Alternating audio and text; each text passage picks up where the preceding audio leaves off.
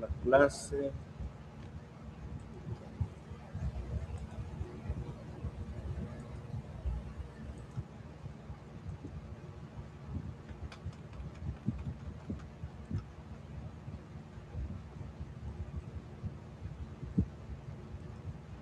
Bien, vamos a ver hoy la introducción al libro de Proverbios y de Eclesiastes. Son pues dos libros prácticamente sapienciales que tienen que ver de sabiduría, ¿no? Son tanto los poéticos como de sabiduría, ¿no? Entonces vamos a ver acerca de Proverbios. Tanto Jeremías como Ezequiel citaron un proverbio muy común de su época, o sea, los proverbios eran comunes en aquel tiempo como también son comunes en nuestro tiempo. Ellos citaron: los padres comieron las uvas agrias y los dientes de los hijos tienen la dentera, ¿no? Vienen los pasajes bíblicos y hace referencia precisamente a ese pasaje, ¿no? Donde Ezequiel menciona eso, ¿no? Ya no se dirá más este dicho en el pueblo de Israel. Y tiene que ver precisamente con un proverbio. Así que los proverbios, hermanos, eran comunes de aquel tiempo. Francis Bacon dijo que se descubre el genio, el ingenio y el espíritu de una nación en sus proverbios. Cada pueblo, cada lugar tiene sus propios proverbios, sus propios dichos, sus propias máximas. Y bueno, podemos aprender de la cultura, podemos aprender de las personas o de esos lugares si nosotros pues vemos sus dichos o sus proverbios, ¿no? Por ejemplo, los proverbios chinos son diferentes a los proverbios de algunas otras naciones o inclusive de nuestro país. Y por eso dice acá: se descubre el genio y el ingenio y el espíritu de una nación en sus proverbios. Aunque los proverbios son a menudo universales y comunes a todos los pueblos, los refranes hebreos señalan la singularidad del Israel antiguo. Entonces, bueno, también podríamos decir que un proverbio es como un tipo refrán y son universales, es decir, están en todo el mundo, hermanos, en todo el mundo, inclusive también en nuestro país.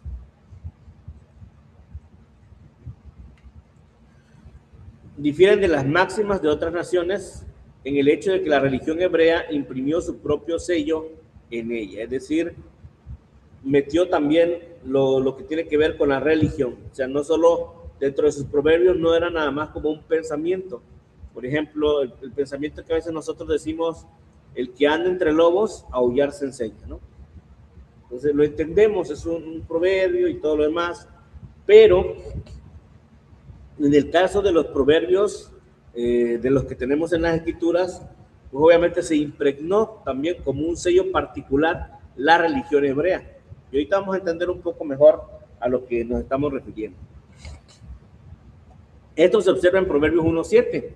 El principio de la sabiduría es el temor a Jehová. Ese es el principio de la sabiduría. Y cuando hablamos de proverbios, entendemos, hermanos, que la sabiduría no se refiere a conocimiento, sino la sabiduría aquí tiene que ver con lo práctico, con lo que nosotros hacemos día a día. Entonces, a eso se refiere con sabiduría. Entonces, el principio de lo que hacemos, de lo que vivimos y de la manera en que nos conducimos tiene mucho que ver con el temor a Jehová. Por eso dice ahí: el principio de la sabiduría es el temor a Jehová. Si bien muchos de los proverbios tienen un sentido religioso, una gran parte de ellos son máximas de sabiduría y éticas humanas. Es decir, son comunes y corrientes también como las nuestras, aunque tienen están impregnados también, ¿verdad?, de religión, pero también tienen sabiduría humanas y ética humana, ¿no? Cómo se conduce el ser humano, cómo se debe comportar y todo eso. Debemos entender, ¿verdad?, que Proverbios puede ser inspirado también por Dios, aunque algunos no lo vean de esa manera, ¿no? Los sabios no pretenden que sus refranes tengan origen divino, como tienen los profetas y la ley. Entonces, las máximas que se están dando aquí, hermanos, no pretenden tener un origen divino, o Dios me dijo, o Dios me reveló, o Dios dice, o Jehová dice, ¿no? No. Por eso tiene que ver más con la conducta, con el conducirse, con la manera de vivir. Otra de las cosas también no tienen que promesas de Dios. Esto es importante, hermanos. ¿Por qué es importante? Porque en muchas ocasiones nosotros vemos los proverbios, y yo no digo que no sea palabra de Dios, o sea, es palabra de Dios y habla nuestras vidas y todo, pero hay cosas que no son promesas, ¿sí? Se dicen, pero aunque se habla o se mencionan, no tiene que ver con una promesa de Dios. Por ejemplo, el proverbio que dice, instruye al niño en su camino y aun cuando fuere viejo no se apartará de él, no es una promesa. O sea, uno como padre, porque muchas veces nos encontramos con esa situación, con padres que dicen, bueno, pero es que yo de niño le enseñaba, le inculqué, compré materiales, todas las noches le leía, todas las noches oraba con él, y yo no entiendo cómo es que se apartó de los caminos de Dios. Bueno, tenemos que entender que cada quien es de manera personal, ¿no? La salvación es personal, y tenemos que entender que no es una promesa de Dios, o sea, no porque Proverbios dice que si instruimos al niño no se apartará de los caminos de Dios, así tiene que ser, ¿no? No, porque no es una promesa de Dios, es un proverbio, algo que es lo común o lo que normalmente sucedería, ¿no? ¿Por qué? Porque no podemos generalizar. Por ejemplo, el que anda entre lobos aullar se enseña, es cierto, pero hay muchas personas que andan entre lodo, hermanos, y no se contaminan. O sea, hay excepciones a la regla.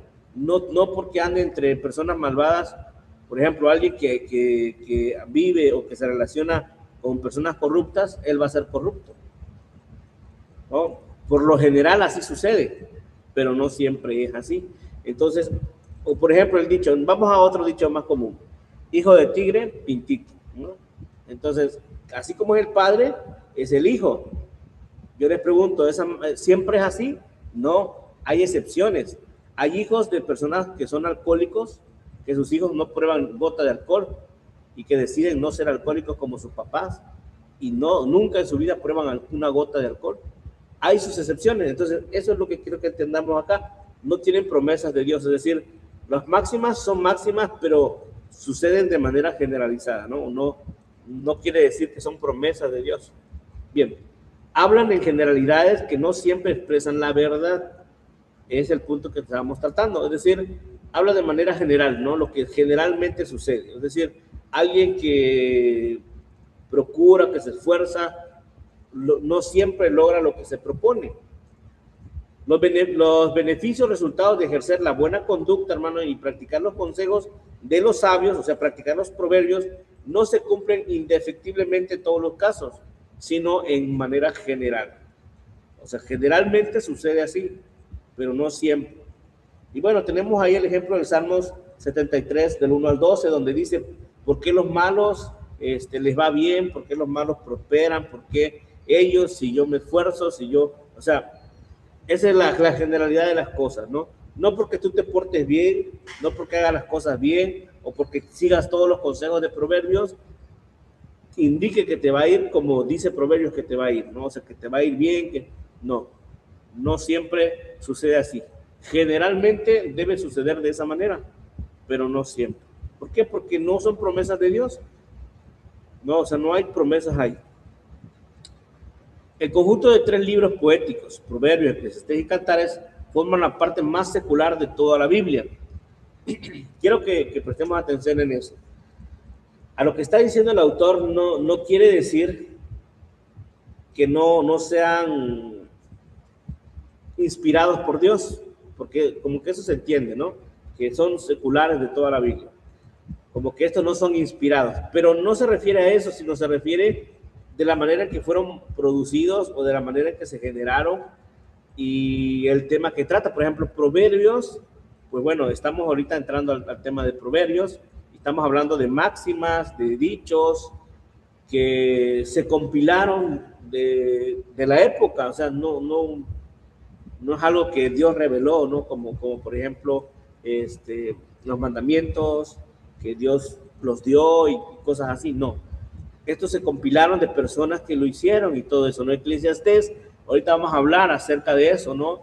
De Eclesiastés que habla, o su lenguaje Es como si hablara una persona que no conoce de Dios, por eso se le considera así. Y Cantares, pues lo veremos más adelante, y habla acerca del amor, pero no del amor así, sino del amor erótico. Entonces, cuando hablamos del amor erótico, pues como que no compagina, ¿no? con lo que, con el espíritu, por así decirlo, de toda la Biblia. ¿Por qué? Porque como que no pareciera discordante, ¿no?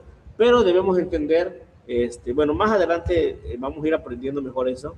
Ahorita quedémonos con esa parte de que se les considera así por esa razón, ¿no? Porque Proverbios, pues como que habla de principio y cosas que debemos hacer y cumplir, y ya. Eclesiastés, pues habla acerca de fatalismo, o sea, su lenguaje como que no, como alguien que no conoce de Dios. Y Cantares, pues por lo erótico. Muchos proverbios de la Biblia forman parte del habla popular de Europa, América Latina y otras partes del hemisferio occidental. En gran parte, porque, pues bueno, nos llegó la Biblia y todo eso, pero es muy común escuchar proverbios como médico, cúrate a ti mismo, o quítate la viga de tu ojo, ¿no? Antes de hablar de mí, antes de quitar la paja del ojo de tu hermano, quítate la viga. Y así, entre otros proverbios que se han hecho muy comunes y populares dentro de todo Europa, América Latina y parte del hemisferio occidental. El libro de Proverbios reúne colecciones de refranes. Este es el punto, hermanos. Proverbios reúne colecciones de refranes o lecciones de los sabios referentes a la vida, carácter y conductas humanas. Entonces, sea como una compilación, ¿no? El libro de Proverbios tiene que ver como una compilación de dichos populares de aquel tiempo. Bien, el carácter de los proverbios. ¿Qué es un proverbio? Bueno, el pequeño diccionario ilustrado lo define como máxima expresado en pocas palabras y de uso popular. Pero el término hebreo mashal, que es proverbio, en Isaías 14:4 quiere decir escarnio o sátira. Cuando se habla o se ridiculiza, ¿verdad?, a alguien a través, esa es la sátira. Y bueno, el escarnio tiene que ver cuando se habla de manera punzante a alguien. Y está dirigido, dice, contra el rey de Babilonia. Este es precisamente el mashal de Isaías 14:4. También significa oráculo en Números 23:7, 18 y parábola en Ezequiel 17:4. O sea, como que las definiciones de proverbios, pues tiene varias definiciones. En general, un proverbio es un dicho breve y sentencioso que expresa verdades acerca del comportamiento humano. Entonces, eso es en términos generales a lo que significa un oráculo, una parábola, es para enseñar y todo eso, ¿no?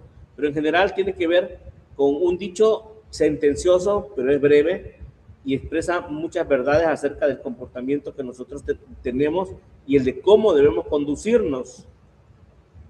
Pero se le presenta también se presentan también en discursos más prolongados en los primeros 9 capítulos del libro de Proverbios. O sea que no todos los proverbios son dichos breves. En este caso tenemos algunos discursos un poco prolongados de los primeros 9 capítulos de Proverbios, que constituye una sección. Se relaciona con la sabiduría y los sabios, ¿no? Proverbios 1:6. ¿Alguien tiene por ahí Proverbios 1:6?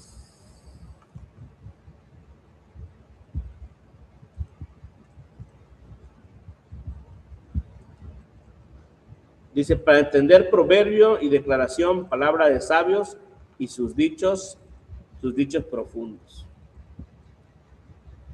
Muy bien. Entonces se relaciona con la sabiduría y los sabios. El proverbio típico es anónimo, tradicional y epigramático. ¿Qué quiere decir epigramático? Bueno, burla mordaz e ingeniosa.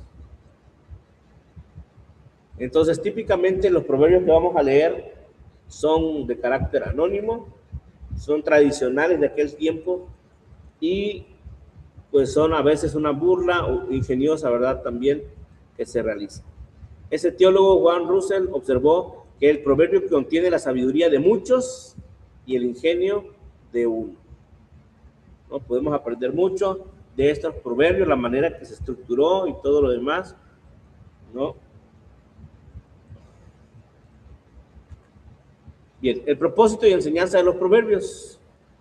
Se emplea un proverbio para ilustrar una declaración, terminar un argumento o dar autoridad a una admoción, ¿no? O sea, cuando vamos a llamar la atención, cuando se llama la atención o algo, también, ¿no? Entonces, para dar autoridad a un llamado de atención. Entonces, para eso se empleaba el proverbio, para ilustrar una declaración, terminar un argumento o dar autoridad a una reprensión o admoción, como enseña. Su función primordial en el libro de Proverbios es docente. Entonces, los proverbios, hermanos, tienen que ver con la enseñanza. O sea, los proverbios fueron hechos para enseñar. Enseña la sabiduría práctica a la gente y en especial a los jóvenes, como dice al principio, ¿no? Al principio, el capítulo 1, ¿no? Para enseñar a los sabiduría a los incautos y bueno. Entonces, es precisamente para enseñar. Versículo 2, para entender sabiduría y doctrina, para conocer razones prudentes, para recibir consejo de prudencia, justicia, juicio y equidad, para dar sagacidad a los simples y a los jóvenes inteligencia y cordura. ¿No? Oirá el sabio y aumentará su saber, y el entendido adquirirá consejo. Entonces, en pocas palabras, los proverbios son para enseñar, son de carácter docente. El prólogo mismo dice que los proverbios tienen como propósito, pues como vimos ahí, comunicar sabiduría e instrucción, ayudar a comprender palabras llenas de sentido, adquirir instrucción, prudencia, justicia, rectitud y equilibrio, hacer sagaces a los jóvenes inexpertos y darles conocimiento y reflexión. Esto dice Proverbios, lo que leímos, pero esta es en la versión Dios habla hoy. Bien. Los frecuentes referencias a hijo mío que encontramos, por ejemplo, en 1.8, oye, hijo mío, la instrucción de tu padre y no desprecie la dirección de tu madre. En el 2.1, donde dice, hijo mío, si recibieres mis palabras. Capítulo 3.1, hijo mío, no te olvides de mi ley.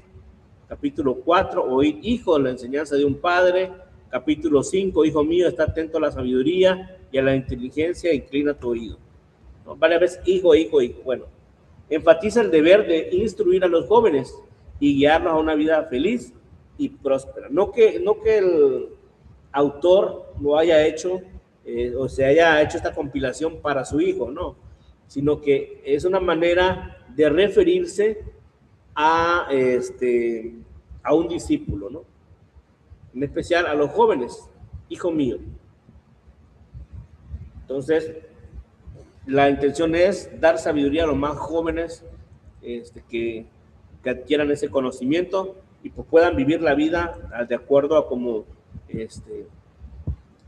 al temor a Jehová, ¿no? Aunque Proverbios presenta la sabiduría práctica, es decir, enseña cómo vivir, basa la sabiduría firmemente sobre el temor a Jehová, capítulo 1.7, donde dice el principio de la sabiduría es el temor a Jehová. Entonces, ahí se centra todo, ¿no? Todo proverbio está regido por el temor a Jehová, toda la sabiduría.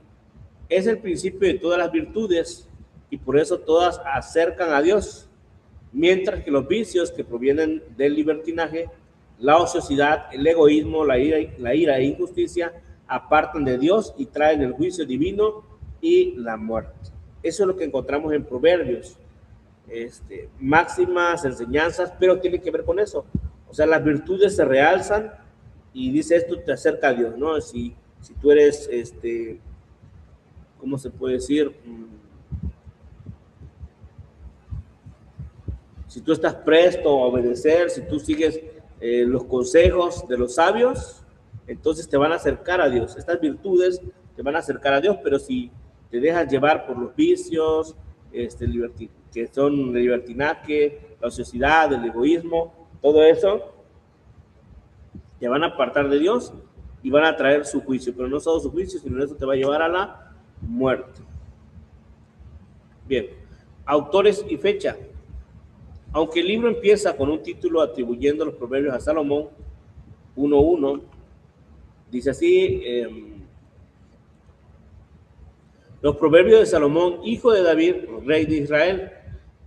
Entonces inicia atribuyendo a Salomón. Es obvio que él no fue el único autor o recopilador del libro. ¿Por qué? Bueno, ahorita lo vamos a ver por qué. Se dice que algunos de los refranes son las palabras de los sabios. 22:17, 24:3. Entonces, 22:17. Inclina tu oído y oye las palabras de los sabios y aplica tu corazón a mi sabiduría. Entonces dice aquí las palabras de los sabios. No dice las palabras de Salomón o mis palabras, sino las palabras de los sabios. Otros fueron escritos por escribas copistas en la corte del rey Ezequías. 21:5 dice: los pensamientos del diligente ciertamente tienden a la abundancia, mas todo el que se apresura alocadamente. A ver.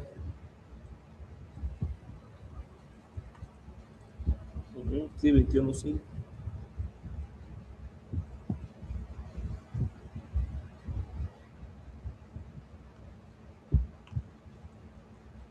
Bueno, aquí hay un... Bueno, y los dos últimos libros fueron escritos por Agur y Lemuel. Eso sí los tenemos en el capítulo 30, versículo 1. Dice palabras de Agur, hijo de Jaque, la profecía que dijo el varón Aitiel y Aucal. Y el 31 también, la mujer virtuosa, pues dice palabras del rey Lemuel, la profecía con que le enseñó su madre. Entonces vemos que no todo es del profeta, ¿no? De Salomón, sino más bien que fue compuesto por varios autores. Bueno, Salomón, algunos dicen que el autor fue Salomón. Algunos eruditos ponen en tela de juicio la interpretación de 1:1, la que identificaría a Salomón como autor de toda la sección desde el 1:1 hasta el 9:18. Se nota que Proverbios 10:1 trae un nuevo encabezado. Entonces, esa es la razón, ¿no? Los Proverbios de Salomón, algo innecesario si la primera sección fue escrita por él. Entonces, si 1:1 fue escrito por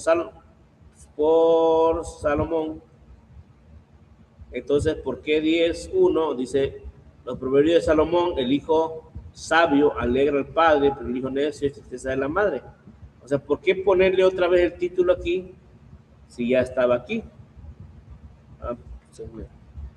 Si ya estaba aquí, entonces ¿para qué ponerlo, no? Era como que algo innecesario.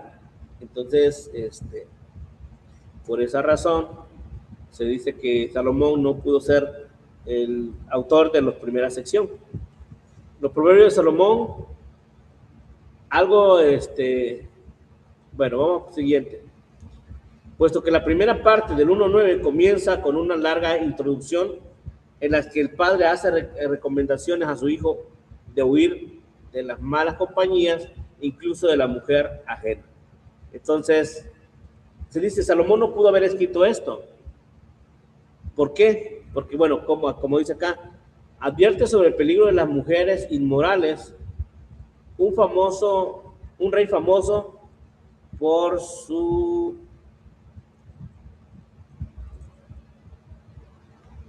me tapa aquí este.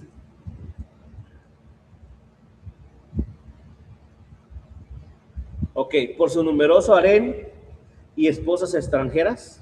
O sea, ¿cómo Salomón podría hablar sobre este tema cuando él mismo tenía un numeroso harén, o sea, el famoso por tener un gran harén y esposas extranjeras? ¿Cómo podía hablar y decir, oye, huye de las malas compañías, huye de la mujer ajena? Como que es algo contradictorio, ¿no? Si él tenía muchas mujeres y él era, ¿cómo se dice?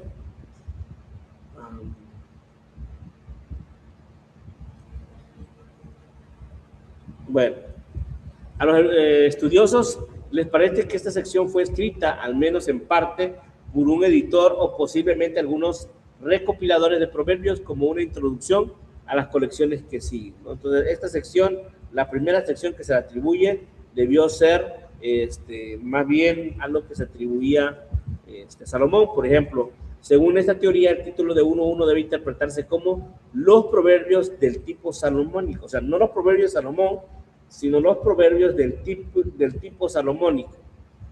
Por eso en el 10.1 diría proverbios de Salomón. Son teorías que están, pero bueno, es necesario que ustedes sepan. Por otra parte, nadie debe ser dogmático referente a la paternidad literaria de la primera sección de Proverbios. Salomón podía haber escrito a pesar de ser un hombre muy sensual, o sea, a pesar de tener muchas mujeres y todo lo demás. ¿Por qué? Porque algunos predican lo que no practican. Es probable que él haya escrito eso sin necesidad de practicarlo. Pero también debemos hacer una distinción entre las prostitutas seductoras o mujeres adúlteras descritas por el proverbista y el matrimonio polígamo pero respetable de Salomón. Respetable en aquel tiempo, si quiero que se entienda, no respetable para nosotros como cristianos, sino respetable para la comunidad o la cultura de aquel tiempo. Era algo que se respetaba y nadie decía nada. Era bien visto, ¿no? El rey pues tenía su harén, tenía sus esposas extranjeras y era para hacer conexiones políticas con otros países. Por ejemplo, tomaba a la hija del faraón egipcio para poder tener una relación con Egipto, Etiopía y todos los demás. Entonces tomaba esposas de los principales para poder mantener un equilibrio o mantener una paz, ¿no? Una relación política, por así decirlo. Entonces, no era lo mismo, ¿verdad? Las prostitutas seductoras que pues estaban en las calles, o las mujeres adúlteras que estaban acostumbradas a hacer eso, hermanos. O sea, hablamos de una mujer adúltera, de aquellas mujeres que aquí se iba el esposo y buscaban a alguien, ¿no? Para que estuviera con ellos. Era algo común. Por eso menciona, ¿no? Que salían a las calles y este joven incauto que le dijo, ven, y mi esposo ha salido de viaje y he preparado la tela de no sé qué, y bueno, recordemos el proverbio. Yo sé que sí se acuerdan de ese proverbio. Capítulo 5. Entonces, no era lo mismo, ¿verdad? Esas mujeres a lo respetable de aquel tiempo, su harén y sus esposas. Por eso posiblemente lo había escrito Salomón, es lo que dicen algunos. Según los eruditos conservadores, no cabe duda alguna que Salomón puede ser el autor casi de los proverbios atribuidos a él. ¿Por qué? Primero de Reyes 5:29. Primero de Reyes.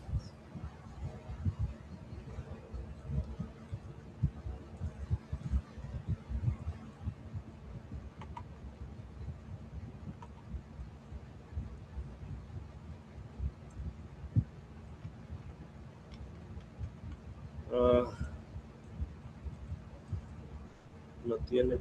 Ha de ser segundo de.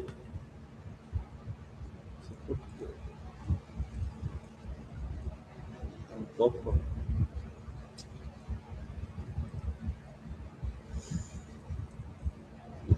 Bien. Es la sección donde. Bueno, voy a checar esto. Pero es donde dice que él escribió más de 5,000 canciones y fue el hombre más sabio que se conoció en aquel tiempo. Y ya se menciona que él compuso muchas proverbios y canciones, ¿no? O sea, que fue alguien muy conocido en aquel tiempo sobre su sabiduría. O sea, era alguien reconocido, que era sabio. Y pues él pudo haber escrito todo lo que se le ha atribuido a él, porque no todos los proverbios son atribuidos a él en todas las secciones, pero las que se le atribuyen a él, por lo menos se cree que sí. Además, de la época de Salomón se puso en marcha un movimiento intelectual muy vigoroso, tanto en Israel como en las otras naciones vecinas del Medio Oriente. En aquel entonces se erigió el proverbio para que sirviera como una forma de expresión del nuevo pensamiento. Y eso llegó a ser el medio de educación popular y del consejo. En pocas palabras, el proverbio llegó a ser como como el medio más moderno de aquel tiempo para transmitir enseñanzas, transmitir lo que querían a los sabios enseñar, como por ejemplo hoy en día nosotros, lo más moderno, pues a través de las redes sociales se pueden subir consejos, o no sé, ¿verdad? Personas que cuentan su vida y transmiten enseñanzas, ¿no? Entonces, pues es el medio que se ocupa, ¿no? En aquel tiempo se utilizaban los proverbios y se volvió muy común, tanto para conocer la cultura, ¿no? Es decir, a ver, nosotros tenemos estos proverbios y los proverbios de allá, los proverbios de aquí. Entonces, como que era una manera también de poder enseñar y transmitir sus enseñanzas, y era algo de muy popular de aquel tiempo. Los sabios, 22:17, que ya lo leímos, aunque el tono del consejo y el consejo específicos es similar a Proverbios 1:9, es apreciable la diferencia de estilo. Se reemplaza el simple precepto por un pequeño discurso, el cual ocupa algunos versículos. Entonces, aquí lo que vamos a ver, hermanos, es un pequeño cambio, ¿no? Ahora es diferente, ahora cambia el estilo y se puede apreciar un ligero cambio. Tal vez nosotros no lo hayamos percibido así porque pues nosotros vamos leyendo, ¿no? Proverbios, y vamos leyendo capítulo 1, capítulo 2, y tal vez sea algo un poco imperceptible, pero si ahorita lo hiciéramos, o les recomiendo eso, que puedan checar las secciones, por ejemplo, leer una sección, después leer la otra sección, para poder notar la diferencia. Yo creo que notaríamos la diferencia del estilo en el que están escritos. Hay un paralelo muy asombroso entre el Proverbio 22:17 al 11, y el libro sapiencial egipcio Amenenope, sabio de una época no muy clara, pero se fluctúa entre el siglo X y el VI antes de Cristo. Entonces, entre estos siglos, el siglo X y el siglo VI, más o menos, entre ese tiempo se cree que existió este sabio llamado Amenenope, que escribió pues un libro de sabiduría. Y hay un paralelo. Algunos eruditos creen que esta sección de Proverbios es una adaptación del original egipcio, llevado a cabo bajo la dirección del Espíritu Santo. Entonces, algunos dicen, bueno, este proverbio sí es tomado de Amenenope, o sea, de los sabios, pero está adaptado bajo la dirección del Espíritu Santo. Vamos a ver qué dicen los demás. Otros creen que ambos tienen una fuente en común, o sea, como que ambos tomaron una fuente externa y al momento de plasmarlo, pues obviamente era muy similar, porque aquel copió de la misma fuente su libro y los sabios tomaron de ese mismo libro, de ese libro, y lo plasmaron, y por lo tanto hay mucha similitud entre el uno y el otro. Sin embargo, un grupo de críticos, incluyendo algunos egipciólogos destacados, arguyen persuasivamente sobre la base de la estructura gramatical, es decir, cómo está escrito gramaticalmente tanto el de Amenenope como el de los sabios, que los proverbios de Amenenope devienen de un original hebreo, ¿no? Entonces, pues un grupo de críticos dice eso.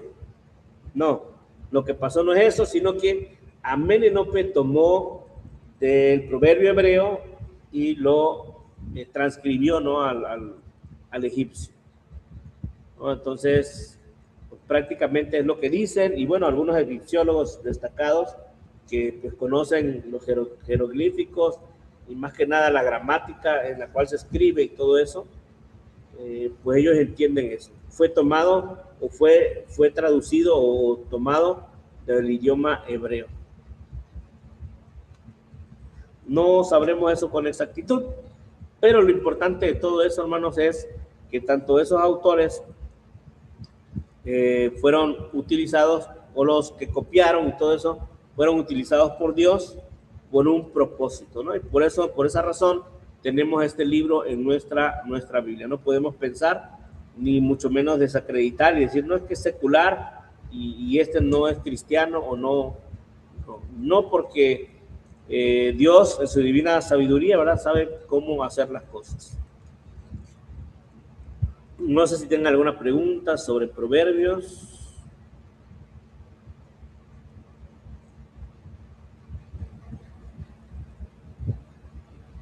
No, hermano, creo que está muy Bien, claro.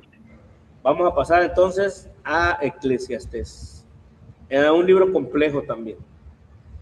El estudio moderno de la Biblia, el estudioso, perdón, moderno de la Biblia, Scott, observa que Eclesiastés es el libro más extraño de la Biblia, o por lo menos el libro cuya presencia en los cánones sagrados del judaísmo y del cristianismo es la más inexplicable. Bueno, es inexplicable. Vamos a hablar acerca de la percepción que se tiene de este libro y conforme vayamos hablando, pues vamos a ir entendiéndolo mejor.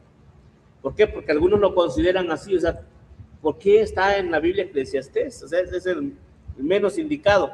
Lo mismo se dijo de Santiago, hermano. O sea, los críticos siempre han hablado mucho no solo del Antiguo Testamento, sino también del Nuevo Testamento. Santiago, Martín Lutero decía que no podía existir ahí, porque iba en contra de la salvación por gracia y lo atribuía a la salvación por obras y bueno. Pero bueno, ese es otro rollo, ¿no? Entonces, aquí tenemos la misma situación. Parece que Cantares, con su énfasis erótico, tampoco armoniza con el espíritu de otras escrituras, pero este puede ser interpretado como una alegoría del amor que tiene Jehová por Israel o el de Cristo hacia su iglesia, ¿no? O sea, como que dicen, pues todavía Cantares lo alegorizamos y que encaja perfectamente. Pero ¿qué hacemos con Eclesiastés? Eclesiastés no se puede alegorizar. El libro niega o por lo menos ignora algunas de las doctrinas más preciosas de los demás libros de la Biblia. ¿Por qué se dice eso? Bueno, porque no se aprecia que Dios se ha revelado a través de su pueblo, que es inconocible y es providente. ¿No? O sea, es providente, o sea, él provee todo lo que se necesita. Según el Kohelet, la muerte acaba con todo y la vida parece sin sentido. Entonces, si nosotros leemos el libro de Eclesiastés, hermanos, es lo que vamos a notar o vamos a sentir cuando lo estamos leyendo. Él habla desde el punto de vista de un hombre cuya noción de Dios y las cosas espirituales están limitadas al conocimiento debajo del cielo. Una expresión que se va a encontrar debajo del cielo. No hay nada nuevo debajo del cielo. Todo es lo mismo debajo del cielo, ¿no? O sea, sin una revelación especial del cielo. Consecuentemente, prevalece en el libro el espíritu de pensamiento y desilusión.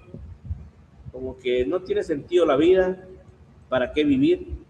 La falta de satisfacción que el hombre experimenta en esta vida satura todo el lenguaje del predicador. O sea, todo lo que va a hablar es insatisfacción que está experimentando, la vida saturada sin sentido, sin sabores.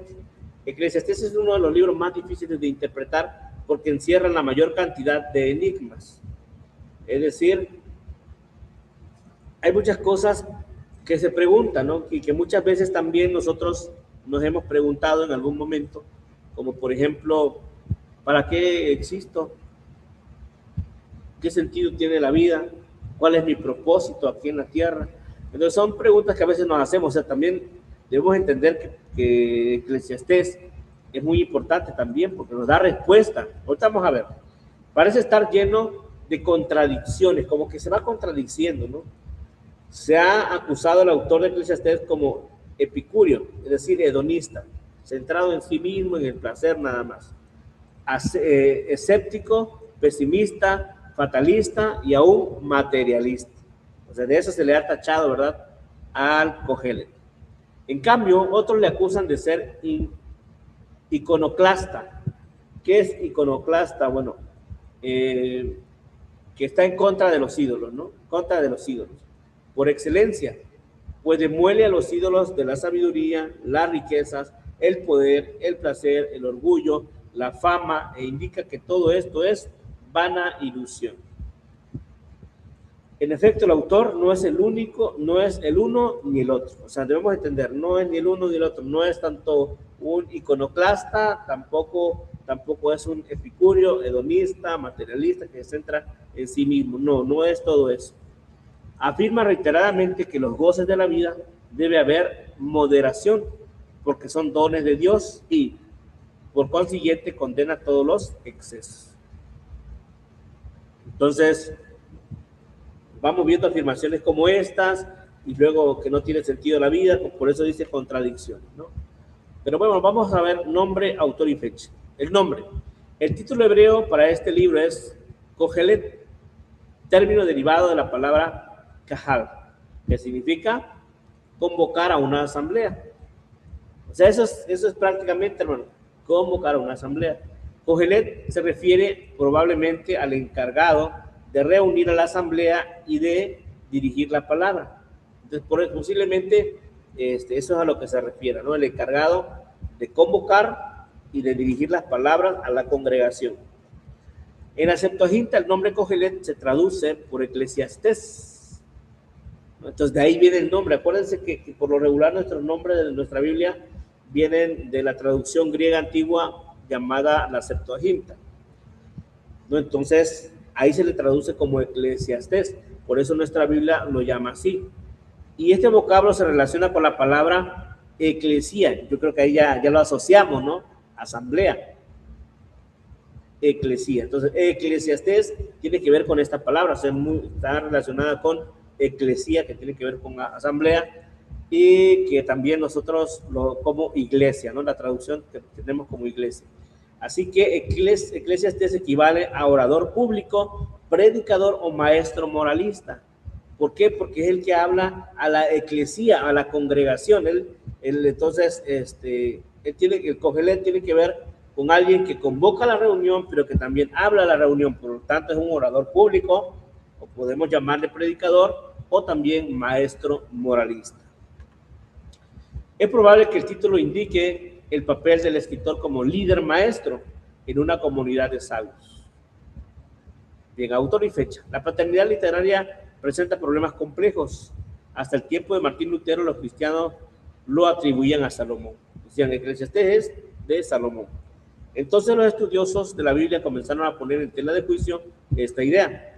Señalaron que los judíos no estaban de acuerdo entre si el asunto, atribuyéndose en el asunto, ¿no? Ellos decían, bueno, el autor es el rey Ezequías, y otros decían, no, es el rey Salomón.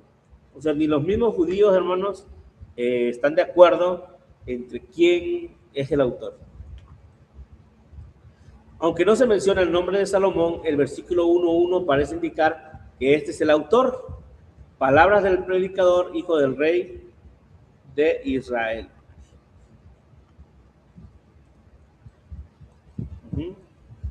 Hijo de David, rey en Jerusalén. Entonces, se le atribuye el mismo libro a Salomón. Ciertos rabinos sugieren que Salomón escribió cantares en su juventud. O sea, hay rabinos que dicen, Salomón escribió cantares en su juventud, porque habla del amor, ¿no? Del amor erótico y todo eso. Proverbios cuando era maduro, que da enseñanza y sabiduría. Y Eclesiastés en su ancianidad, ya cuando había disfrutado de todo, ya cuando tenía todo, entonces él escribió Eclesiastés. Entonces eso es lo que algunos rabinos sugieren, o sea, no tenemos que creerlo como tal, pero ellos lo sugieren así. Salomón lo escribió cantares en su juventud, Proverbios en su madurez y Eclesiastés ya cuando era anciano. Esta tradición enseña, o sea, para poder lograr lo que se está diciendo, enseña que después de que Salomón se apartó de Jehová y de su camino y prestó culto a ídolos, se arrepintió. O sea, esta tradición lo enseña así.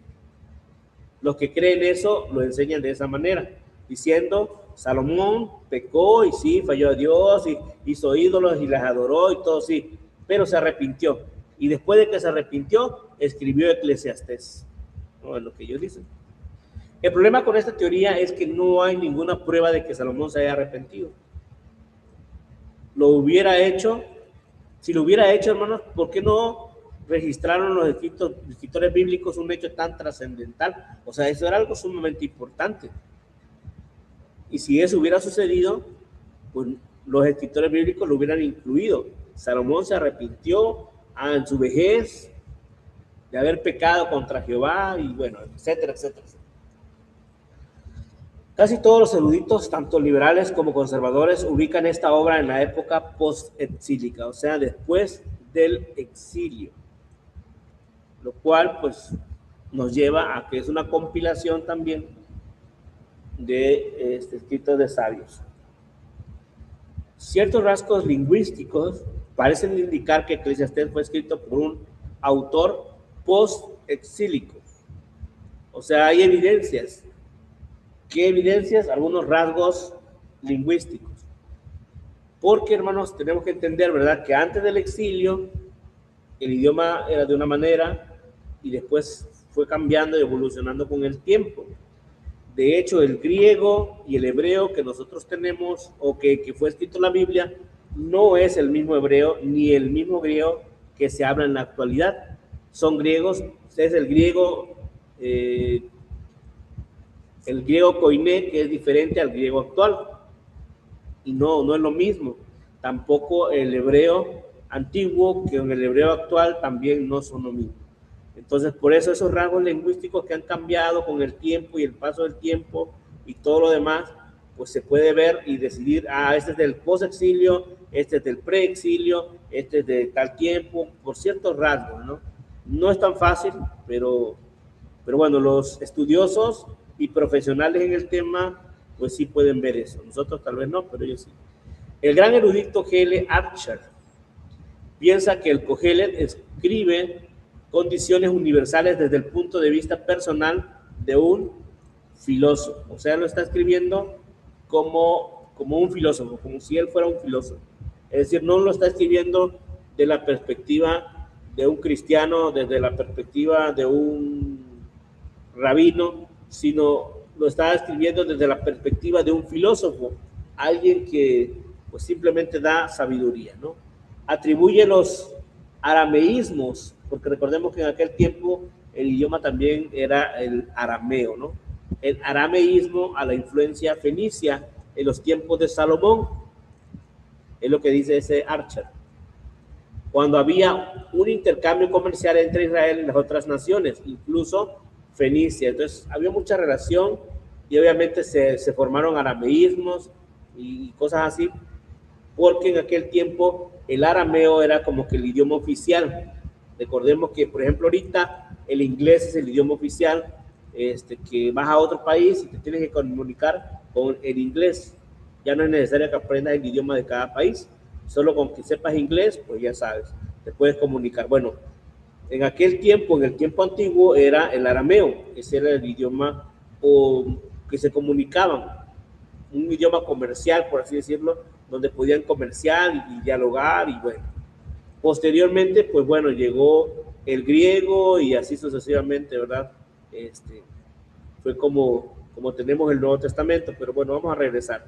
Afirma que ni el fenómeno lingüístico ni otras objeciones constituyen evidencias convincentes de que Salomón no es el autor de Eclesiastes. O sea, no hay evidencias sumamente estrictas de que sea realmente o no sea Salomón el autor de este libro de Eclesiastes.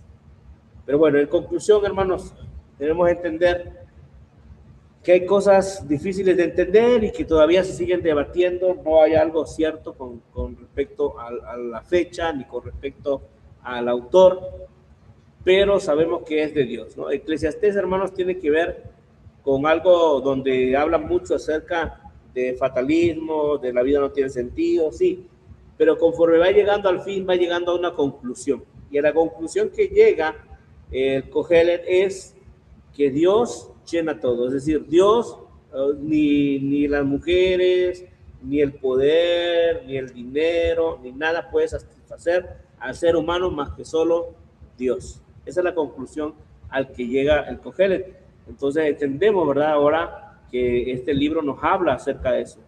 Nos habla de cómo piensan las personas, de cómo ven la vida las personas y de lo insignificante que es obtener todo eso, pero si al final de cuentas lo único que te satisface y te llena es Dios. Entonces es un libro, pues, que para algunos, si lo leemos así nada más, sin entenderlo, pues pensamos, no, pues este libro como que no enseña nada cristocéntrico o algo que me pueda enseñar. Bien, hermanos, No sé si tengan preguntas, dudas al respecto.